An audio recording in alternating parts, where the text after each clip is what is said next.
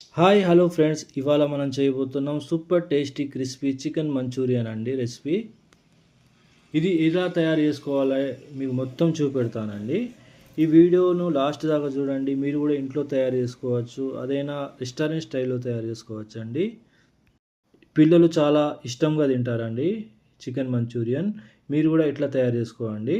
1 kilo boneless chicken తీసుకున్నామండి. దాంట్లో corn powder వేసాము, అల్లం వెల్లుల్లి పేస్టు, కారపొడి, గరం మసాలా, ధనియా పొడి వేసుకొని ఒక ఎగ్ కూడా వేసుకోవాలండి.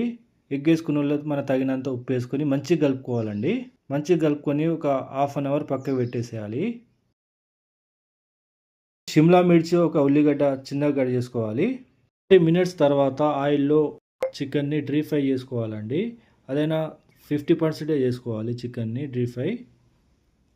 కలర్ వచ్చిన వాళ్ళే ఆ చికెన్ని తీసేయాలండి.